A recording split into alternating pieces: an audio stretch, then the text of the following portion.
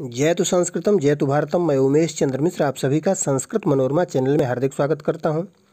मित्रों, UP TET के विगत 2011 से 2020 तक विषय संस्कृत से पूछे गए प्रश्नों को बारी बारी से हल करेंगे। पाठ्यक्रम में रखे गए एक एक पार्ट को बहुत ही सरलतम ढंग से बताएंगे और आप 100% प्रश्नों को आसानी से हल कर पाएँ, ऐसा हम प्रयास करेंगे। तो आइए जनवरी 2020 में प्राथमिक स्तर में पूछे गए प्रश्नों को देखते हैं। मित्रों, जो लोग नए हैं और इस चैनल को सब्सक्राइब नहीं किए हैं वे अवश्य कर लेंगे, जिससे टेट, टीजीटी, पीजीटी से संबंधित प्रत्येक नोटिफिकेशन आपको सर्वप्रथम मिलता रहे। तो आइए बिना देर किए प्रश्नों की ओर चलते हैं। पहला प्रश्न है, गोधूम शब्द का अर्थ है। तो विकल्प ए है गाय का दूध, बी गेहूँ, सी चावल और डी गधा। तो गोधूम शब्द का अर्थ गेहूँ होता है, इसलिए यहाँ पर विकल्प बी सही है। बी सही है। विसर्ग संधि का उदाहरण है तल्लयः, महौषधि, सन्मित्रम, नमस्ते। दूसरा प्रश्न है, तो विसर्ग संधि, विसर्ग के बाद कोई स्वर या व्यंजन आता है तो वहाँ पर विसर्ग संधि होती है। तो यहाँ पर डी विकल्प सही होगा। नमस्ते जो है यह विसर्ग संधि का उदाहरण है, बाकी जो है दूसरी संधियाँ हैं। तीसरा प्रश्न है कि स्पर्श संज्ञक वर्णों की संख्या है। तो स्पर्श वर्णों की संख्या कितनी है? 5 है कि 8 है कि 25 है कि 30 है? तो सी विकल्प सही होगा, 25 है स्पर्श वर्णों की संख्या। क से लेकर म तक सभी स्पर्श वर्ण कहे जाते हैं, यह टोटल 25 है। बालिका इस पद में प्रत्यय है। तो बालिका में कौन सा प्रत्यय है? ए चाप, बी आठ, सी डाप और डी टाप। तो बालिका में टाप प्रत्यय है, अजाद्यश टाप। पुल्लिंग से स्त्रीलिंग बनाने के लिए जो है टाप प्रत्यय का प्रयोग किया जाता है। पांचवां प्रश्न है कि पर्यंत में उपसर्ग है।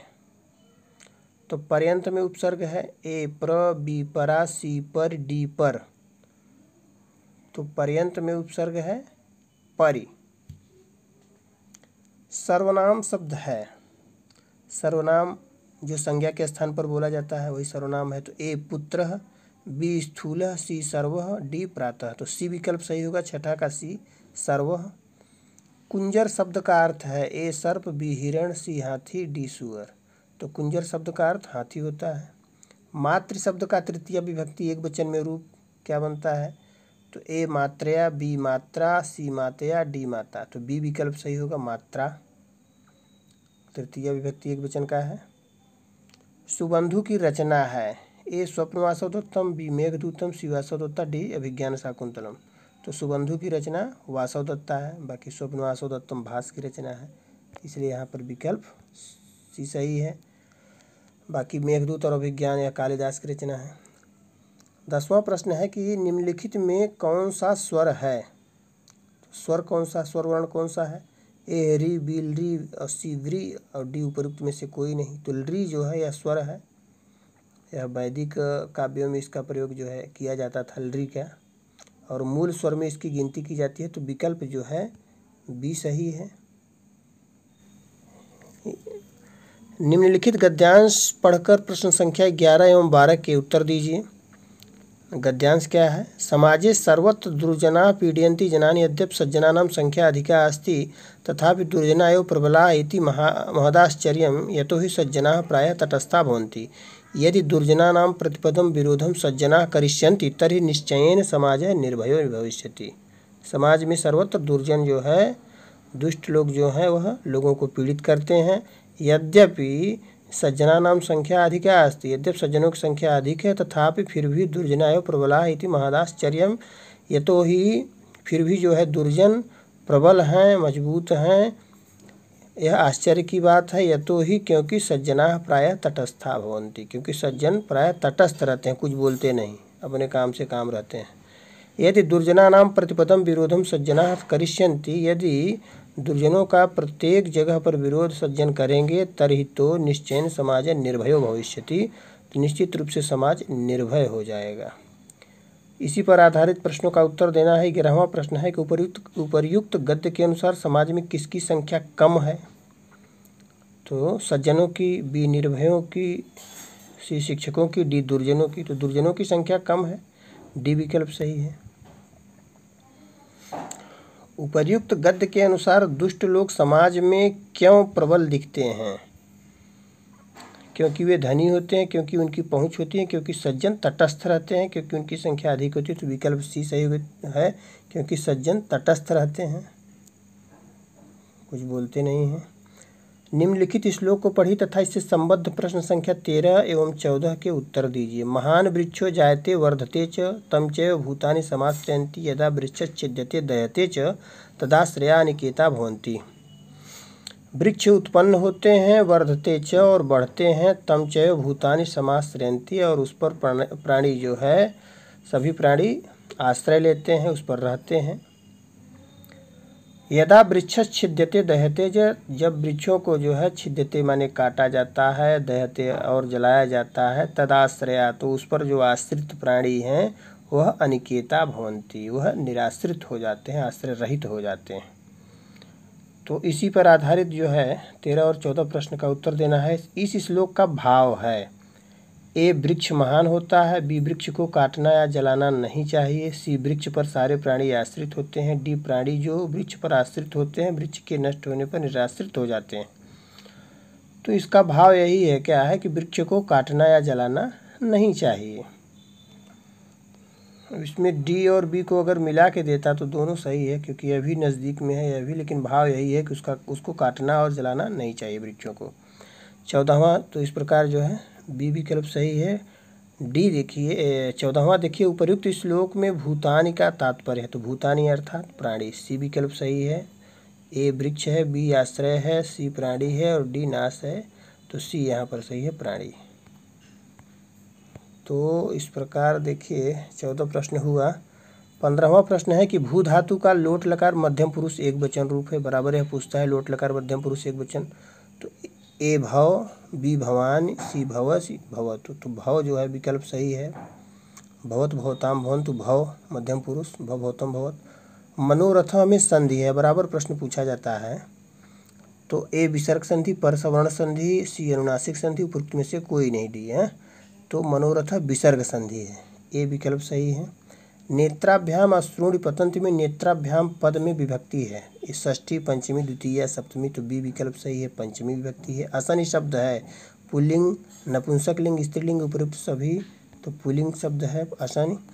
तया नृपोनुगम्यते में वाच्य है, तो कर्तृवाच्य, भाववाच्य, कर्मवाच्य, डी उपयुक्त में से कोई नहीं, तो यहाँ पर यह कर्मवाच्य है, चूँकि कर्ता में तृतीया, सी विकल्प सही है। कर्ता में तृतीया, कर्म में प्रथमा और क्रिया कर्म के अनुसार जहाँ पर चलती है वहाँ पर कर्मवाच्य होता है। 20वां प्रश्न है, यूपदारु पद में समास है, अव्ययी भाव समास, द्वंद्व समास, बहुव्रीहि समास, तत्पुरुष समास। तो यूपाय दारु, यूपदारु, तो यहाँ पर तत्पुरुष समास है, चतुर्थी तत्पुरुष, तत्पुरुष समास, डी विकल्प सही है। नदी शब्द रूप में प्रयुक्त वचन है, एक वचन है, द्विवचन है कि बहुवचन है कि एक वचन एवं बहुवचन दोनों है। तो नदी, नद्यों, नद्य, नदीम, नद्यों, नदी बहुवचन है, सी विकल्प सही है, सी बहुवचन। अकारांत पुल्लिंग शब्द का उदाहरण है, भानु, बी रामः, सी वाच, डी फलम। तो अकारांत का अर्थ क्या हुआ, अ जिसके अंत में हो, तो भानु के अंत में ऊ है, राम के अंत में अ है, वाच में च है, फलम में तो नपुंसक लिंग का है। तो राम जो है यह अकारांत है, क्योंकि म जो है म के अंत में अ निकल रहा है, अ है, इसलिए राम विकल्प सही होगा, बी। उसके बाद 22 के बाद 23वां प्रश्न है कि प्रेजते में संधि है, गुण पुरुरूप वृद्धि पररूप, तो प्रेजते में पररूप संधि है।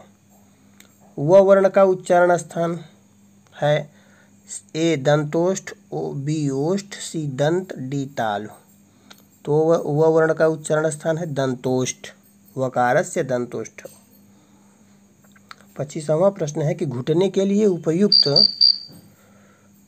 संस्कृत शब्द है, ए हन, बी उर, सी जानु, डी जघन। तो जानु अर्थात घुटना, सी विकल्प सही होगा। 26वां प्रश्न है कि संस्कृत के एकोन चत्वारिंशत् को कहते हैं, ए 49, बी 29, सी 39, डी 59।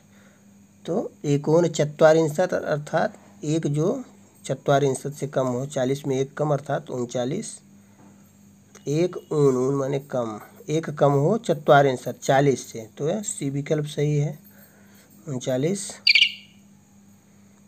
द्विशब्द स्त्रीलिंग प्रथमा विभक्ति का रूप है।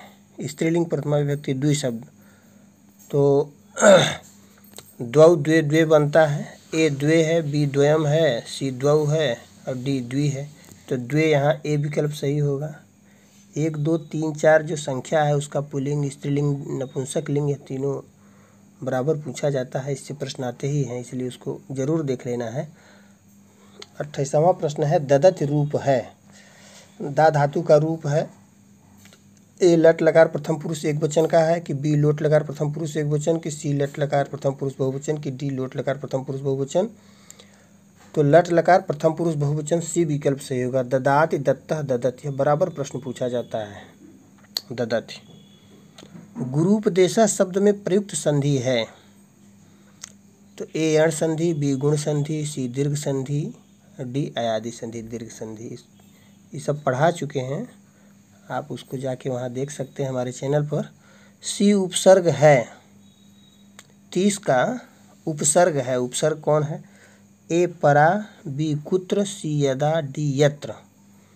तो उपसर्ग यहाँ पर क्या है? परा है। कुल 22 उपसर्ग हैं, जिसमें एक परा है, बाकी कुत्र, यदा, यत्र यह सब उपसर्ग नहीं है। ये सब अव्यय है लेकिन उपसर्ग नहीं है, तो ए जो है यह उपसर्ग है। इस प्रकार यह 30वां प्रश्न हुआ। धन्यवाद।